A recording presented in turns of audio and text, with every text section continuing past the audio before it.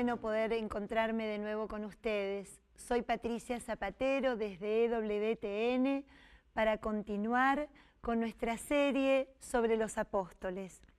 Hoy vamos a tener un encuentro un poco especial, porque hoy vamos a tratar de entender la vida de quien fuera el último de los apóstoles que figuran en todas las listas de los evangelios sinópticos. Hoy vamos a hablar de Judas Iscariote, de ese que, como nos dice el Papa acá en su libro, ya la sola mención trae como un sentimiento de reprobación y de condena. Mencionar su nombre nos pone como en un estado de inquietud, pero tenemos que recordar que él fue uno de los apóstoles que el Señor eligió. Es muy importante que podamos entender eso, porque justamente lo que tratamos de hacer a lo largo de esta serie es ver cómo el Señor nos elige a todos. Todos estamos representados prácticamente en ellos y todos de alguna manera dejando que el Señor entre en su corazón y pudiendo a través de su presencia convertir su vida hacia la vida de Cristo, ¿no? Empezar a vivir como Él, a mirar como Él, a entender a los demás como Él, a aplicar la misericordia como la aplicaba Él. Todos fueron encontrando el camino hacia la gloria y la santidad. Pero entonces, ¿qué pasó con este hombre? ¿Quién era este Judas Iscariote? Primero, vayamos a entender de dónde viene su nombre. Judas Iscariote, algunos estudiosos de la Biblia dicen que Iscariote podría ser el nombre que se le daba a los habitantes de Queriot, una manera de llamar a los pobladores de esa ciudad que estaba cercana a la ciudad de Hebrón. Otros, en cambio, encuentran como que el Iscariote es como una suerte de una palabra que esconde un sentido como de sicario. Lo que se quiso decir es que Iscariot vendría a ser como sicario, ¿no? Como al entender Iscariote podríamos leer la palabra sicario. ¿Quiénes eran los sicarios? Eran las personas que de alguna manera vivían de la violencia y se llamaban así porque solían utilizar una sica, que era una especie de espada curva que llevaban en su cintura y con ellos cometían todo tipo de asesinatos o cometían alguna dolencia a los demás. Otros también ven como la raíz hebreo-aramea de la frase que significa el que lo entrega, el que lo está entregando o el que lo entregaba. Una frase que nos daría a entender como que la traición de Judas no fue en un determinado momento, sino que era como una acción que ya estaba dentro de su corazón. Pero bueno, justamente en el Evangelio de Juan encontramos estas dos formas de llamarlo a él. Una de ellas cuando se menciona quiénes estaban en el discurso del pan, cuando Pedro hace esa confesión de fe, ¿a quién iríamos, Señor, si solo tú tienes palabras de vida eterna? Allí se menciona que estaba Judas, el que lo entregaba. Y también en otra parte, en Betania, cuando se produce en la casa de sus amigos, de Marta, María y Lázaro, esa unción tan hermosa que le hace María derramando el perfume en sus pies, y esa que simbolizaba en ella ese dar por completo sin medidas y sin andar sacando cálculos, porque era un perfume carísimo lo que estaba desparramando en los pies del Señor.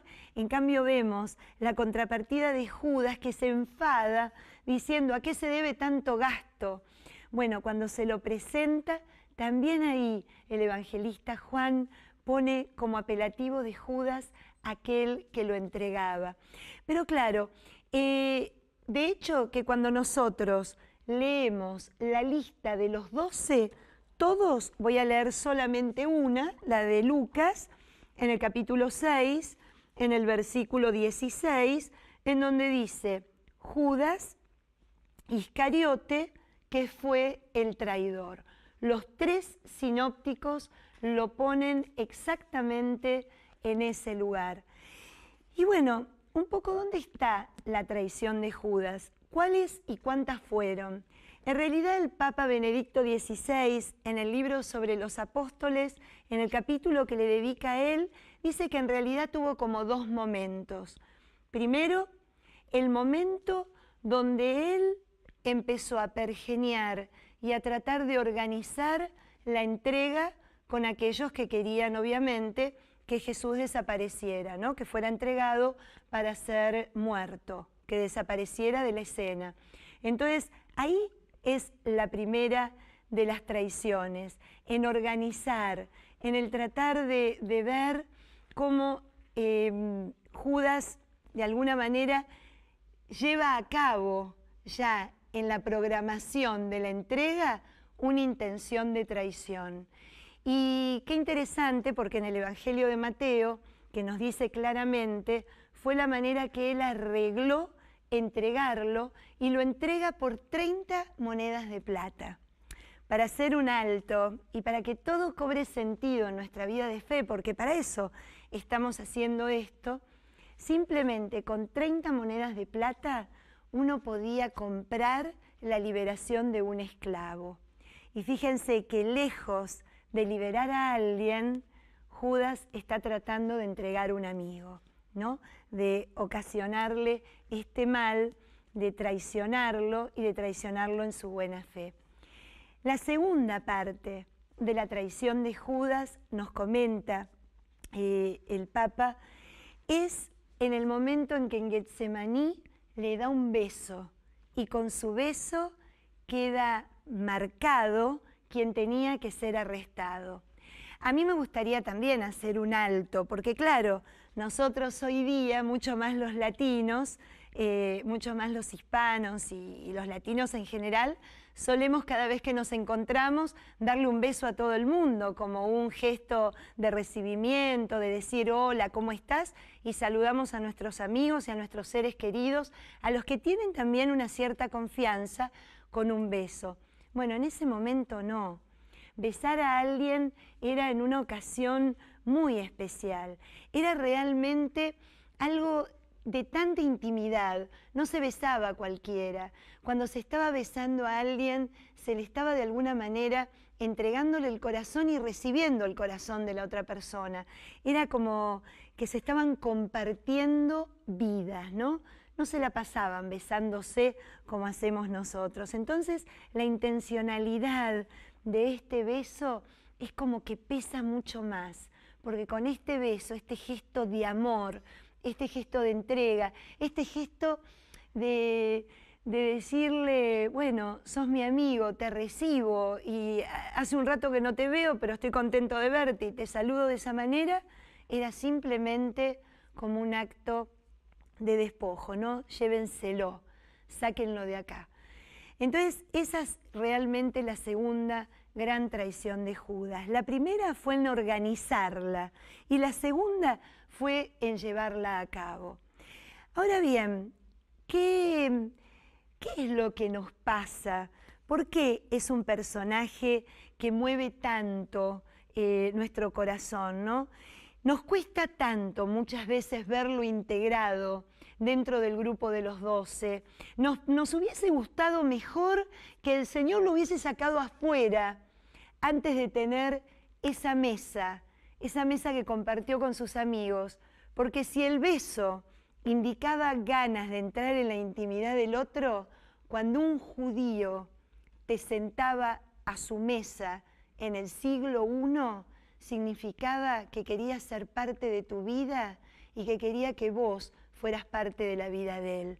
Entonces imagínense en esa última cena, todos los apóstoles, los 12, con este maestro que, como nos dice el Evangelio de Lucas, les dice, me muero de deseo de comer esta cena con ustedes. Y el deseo era con ustedes, porque no dijo con ustedes menos con Judas. Con ustedes, me muero de deseo de compartir este momento.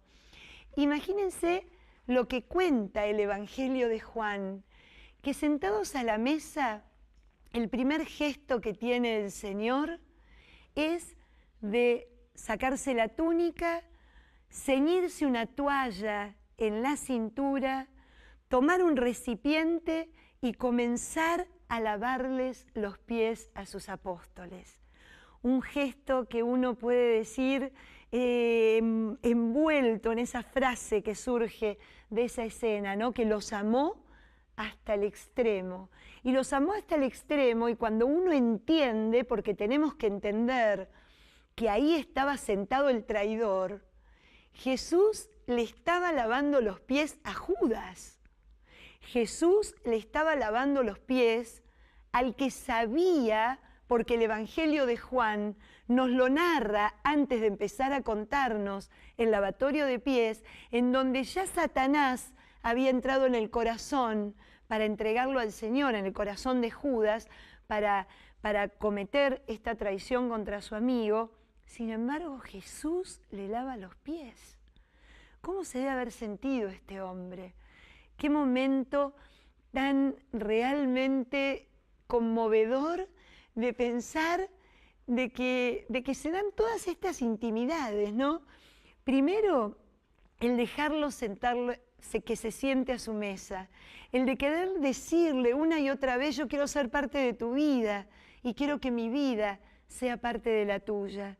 Después, en el lavatorio de pies, que en ese gesto de Jesús bajándose hasta los extremos, ¿no? Hasta la extremidad de cada uno de ellos, y un poco ellos representándonos a nosotros, también es como que nos está diciendo: yo los acepto como son, como están, como pueden, con esto que traen, con esto que sienten, con esto que viven.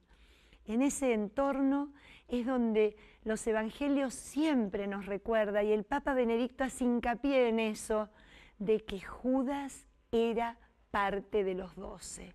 No solo porque está escrito, sino porque hasta el mismo Jesús, durante esa misma cena, después va a advertir no que alguien de afuera lo va a traicionar, sino alguien de adentro, alguien de ese entorno de intimidad. A veces pienso que la figura de Judas nos molesta porque también nosotros somos del entorno de la intimidad de Jesús, porque también nos muestra cómo también podemos llegar a caer en esa traición, en una traición de alguien que nos ama con locura.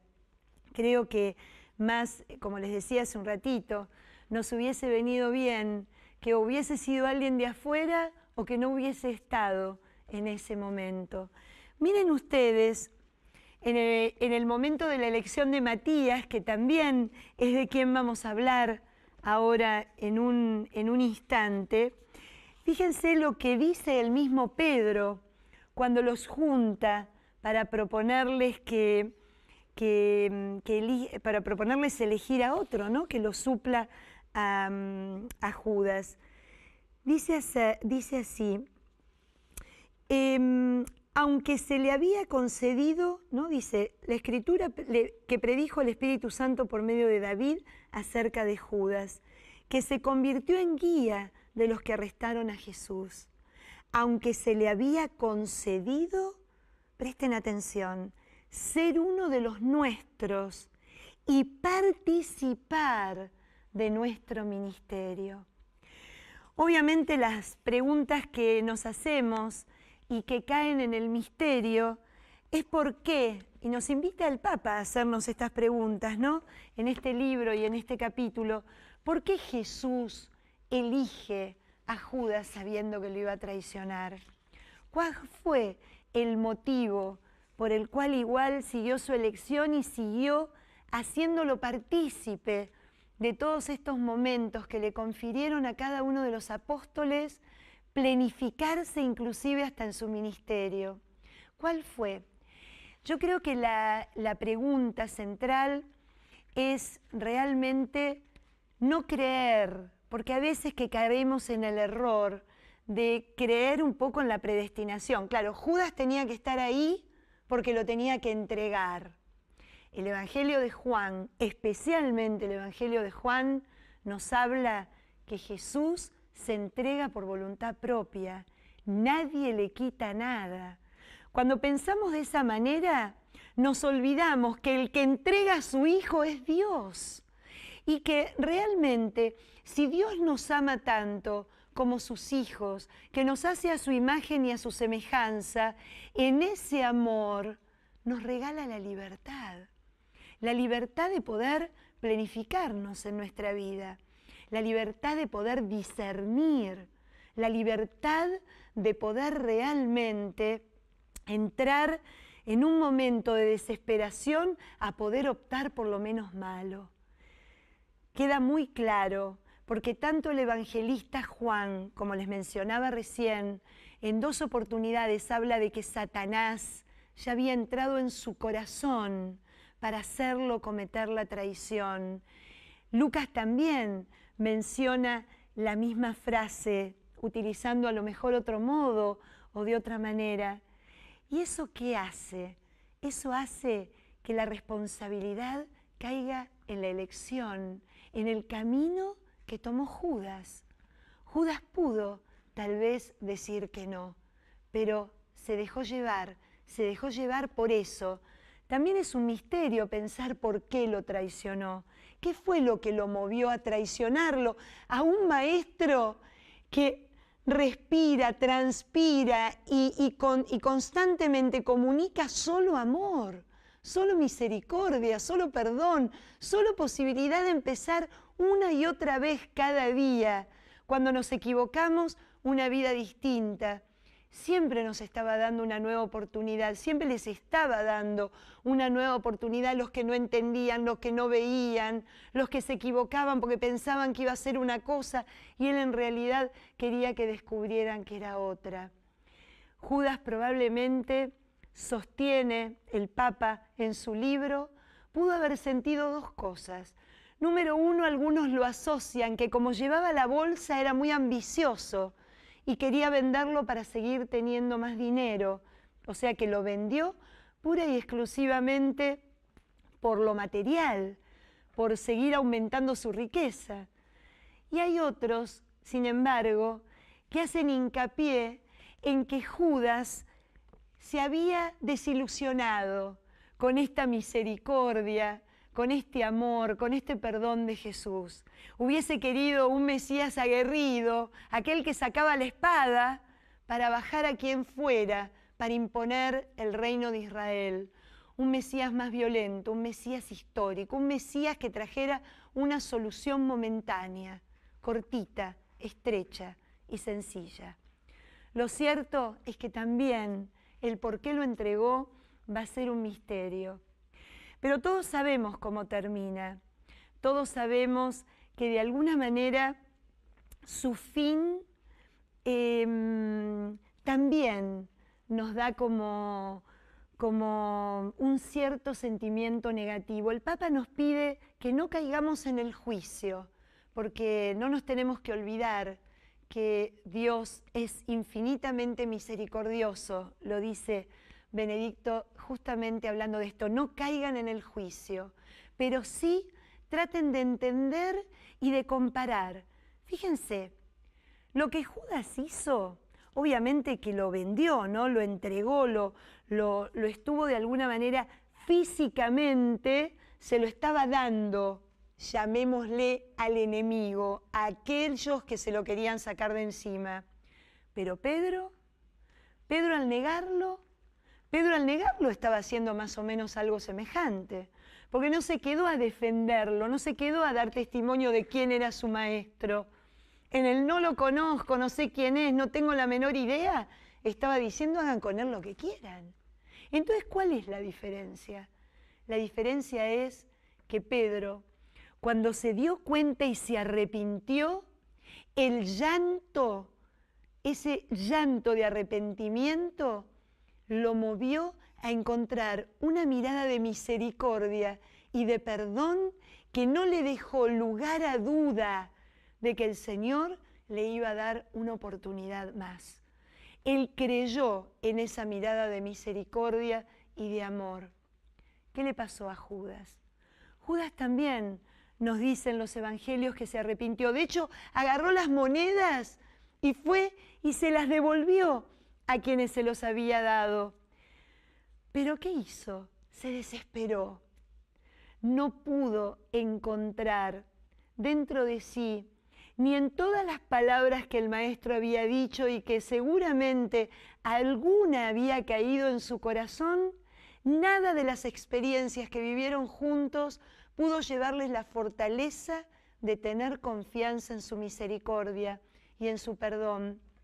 Y por la desesperación terminó colgado de un árbol y muriendo. Entonces, lo que nos muestra, de alguna manera, el Evangelio es realmente el cómo nosotros realmente reaccionamos ante los momentos de dolor, de desazón, de una acción que a lo mejor no es demasiado buena. Cuando caemos en la desesperación, cuando perdemos el norte, cuando Cristo sale de nuestra vida, podemos realmente perderla. Y perderla de una manera poco feliz, de una manera poco esperanzada.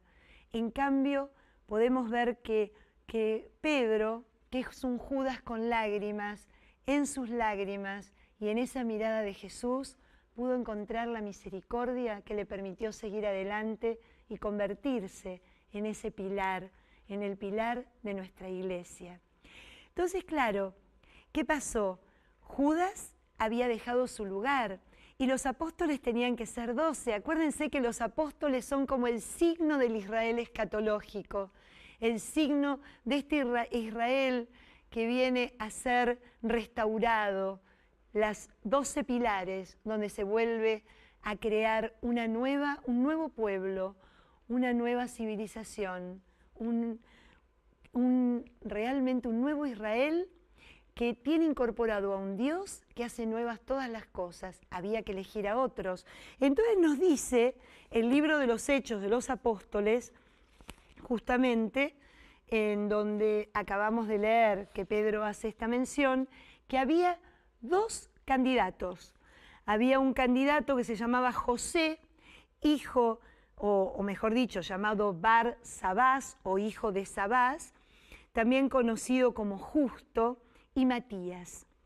Y oraron así, para ver a cuál de los 2 el Espíritu Santo elegía.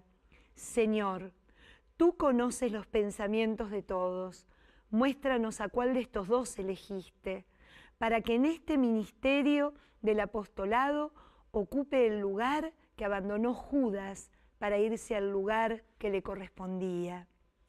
Echaron suertes y fue elegido Matías. Entonces fue agregado al número de los 11 apóstoles. ¿Qué tenía Matías? Lo que sabemos de Matías, el que viene a ocupar el puesto número 12, es que era un discípulo de la primera hora, que siempre había estado al lado de Jesús. Si Matías tiene algo para que nosotros podamos rescatar, es su permanencia, su fidelidad, eso que nos cuesta tanto, especialmente en estos tiempos que corren, en donde todo cambia, en donde cambiamos tanto de escena, en donde cambiamos tanto de pensamiento, de valores. Matías permaneció junto al Señor como discípulo. Recuerden ustedes que discípulo no es solamente el que aprende, discípulo es el que escucha y que de alguna manera, escuchando, no se queda con una palabra que le rebota en la cabeza. El discípulo de Cristo tiene una característica: lo que escucha, esa palabra, hace nido en el corazón y por eso empieza la transformación. Entonces este discípulo que supo permanecer, que supo ser fiel, que supo de alguna manera dar un testimonio del estar con, ahora vuelve a decir otra vez en su fidelidad un sí a Dios, porque cuando lo elige se pone a su disposición para pasar a ser uno más, uno de estos hombres que con su humanidad, que con toda su vida, que atravesando las más diversas situaciones de su existencia, nos supieron y nos saben mostrar lo que significa vivir con Cristo, lo que significa dejar que Cristo transforme nuestra existencia. A mí me gustaría finalizar con este último apóstol que fue elegido por el Señor. Ya luego tendremos la oportunidad de hablar en los próximos encuentros de Pablo, en donde ya el Señor lo elige de resucitado. Me gustaría hacer mención a algo que creo yo que es el denominador común de estos hombres encontrados y dejados, ¿no? O sea, que se dejaron encontrar por Cristo. Ellos entendieron que cuando nos encontramos con Cristo, Cristo no hace magia. Cristo nos invita a empezar un camino. Y el camino del cristiano es un camino permanente, de proceso, de idas y de vueltas, de subidas y de bajadas, pero que tiene una sola característica, que siempre es Cristo el que está delante. Es Cristo el que nos va indicando. Es Cristo el que en los momentos de desasosiego, de angustia, de dolor, de duda, de traición, de negación, de no entender, aparece dentro del corazón dándoles la paz, dándonos esa paz que a veces perdemos cuando la queremos buscar y deseamos encontrarla en un lugar alejado del Señor. Así que bueno, hoy con este testimonio, con esta, digamos, compartida de quién fue este último apóstol y a quién dio lugar para que esté, nos quedamos con el corazón pidiéndole al Señor de que todos los apóstoles intercedan por todos nosotros, porque cada uno de ellos representa un aspecto distinto en nuestra vida, que intercedan para que nosotros también podamos permanecer, podamos seguir en fidelidad y podamos vivir en la alegría, en la perfecta alegría de sabernos amados por Dios. Nos seguimos encontrando en la próxima, así que espero que estén bien. Chao.